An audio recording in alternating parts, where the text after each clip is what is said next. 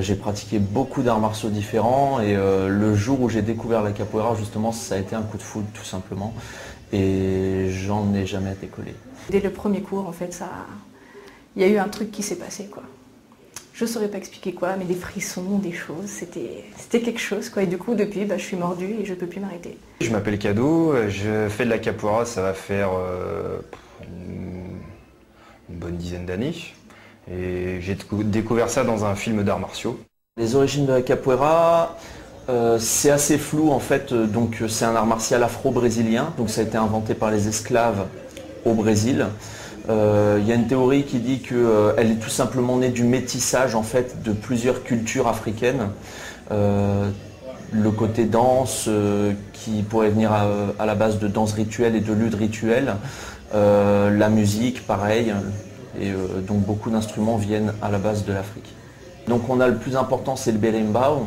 Donc c'est un arc musical. Donc en Afrique il est appelé urukungo. Enfin il a plusieurs noms. La plupart du temps c'est urukungo. On a le pandeiro qui est un petit tambourin avec des cymbales autour, qui est utilisé aussi fréquemment dans la samba. On a l'agogo et le recoré qui sont deux instruments à importance un petit peu moindre dans la capoeira, mais qu'on leur place dans surtout les batucadas. Autrement, on le retrouve aussi dans d'autres pratiques et d'autres cultes comme le candomblé, le makulélé, etc. Et donc enfin, il y a aussi la tabac qui est ce grand tambour qui fait penser à un djembé géant. Et en fait, donc c'est pareil, il est d'origine africaine et il est aussi fréquemment utilisé dans le candomblé, le makulélé et de temps en temps la samba aussi.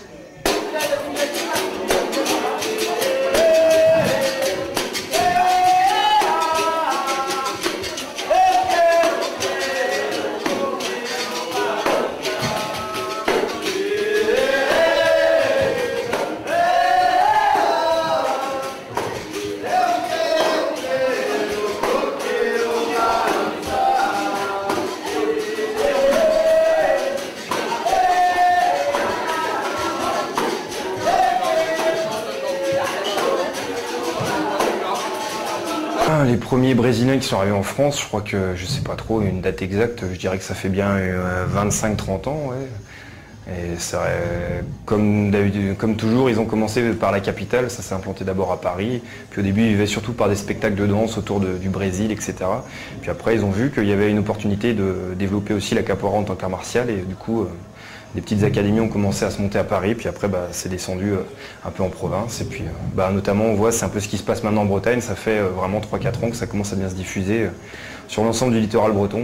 La coopérative de bretonne de capoeira, c'est une coopérative qui a été créée par Mestre Armando Pequen, mon maître, en 2007, pour en fait regrouper les différentes associations de capoeira qui dépendent directement de lui en fait. La capoeira, c'est vraiment un dialogue avec l'autre, et donc c'est un dialogue corporel. Et c'est vrai qu'il y a un long temps d'apprentissage de tout ce vocabulaire-là corporel. Et limite, au bout d'un moment, ils sont plus dissociés, elles sont un peu liées les unes aux autres, et c'est pour ça que ça devient vraiment très fluide. Et du coup, on parle complètement avec le corps, et c'est vrai que juste avoir bougé même 2-3 mouvements, on sait assez vite quel niveau a la personne dans la façon dont il les réalise. Et donc c'est vrai que la capoeira qu'on voit très souvent à la télé ou celle qui est médiatisée, c'est la capoeira très acrobatique où les gens font des saltos, des acrobaties, etc. Celle que nous on pratique et qu'on recherche, c'est plutôt une capoeira où il y a un vrai dialogue et pas forcément d'acrobatie, bien sûr. Si on peut mettre ce qu'on appelle là-bas des floreilles à l'intérieur du jeu, c'est toujours plus sympa, ça donne un petit côté fun, mais ce qu'on recherche vraiment, c'est un dialogue avec l'autre. C'est comme si on avait une discussion, que ce soit une discussion qui soit un peu pimentée, où chacun donne ses arguments, ses questions, ses réponses, et là c'est vraiment ça. Donc, les figures, il y a beaucoup sur la main, beaucoup au sol, un peu au milieu, un peu en haut. L'objectif c'est de mélanger un peu tout ça. Pendant le cours, au début, on essaie de voir des séquences, des mouvements, des acrobaties, etc. Et à la fin des cours, ou même dans des événements comme des démonstrations ou des rencontres, là il y a justement ce phénomène de roda. Donc ça c'est vraiment l'aboutissement du travail du capoeiriste. C'est que là il y a la batterie qui est en place avec tous les instruments. Les chants commencent à tourner, les chants brésiliens, et puis il y a vraiment une énergie qui se met en place, et après c'est là où le dialogue des capoeiristes se déroule. Et donc la rode, c'est ça, c'est ce phénomène de cercle. Ils ont choisi le cercle pour que justement tous les capoeiristes qui chantent amènent leur énergie aux deux personnes qui sont dans la rode. Et on dit même que certains rentrent un peu en transe quand ils sont à l'intérieur de la rode avec cette énergie-là, et même quand ils sont blessés, des choses comme ça, ils le sentent même plus parce que voilà, il y a une telle énergie à l'intérieur. Donc c'est ça la rôde et l'objectif c'est d'être de plus en plus à l'aise. Au début on a un peu peur qu'on y va parce qu'on sent tous les regards qui sont sur nous. Et en fait il y a lâcher, comme ils appellent, l'énergie qui est là et au bout d'un moment on se lâche et parfois on fait des choses qu'on ne savait même pas qu'on savait les faire. Et, 3 mots pour définir la capoeira. Il va falloir que je réfléchisse un petit peu là parce que... ouais, ça fait pas assez 3 mots. Une fête. Enrichissant. Indéfinissable.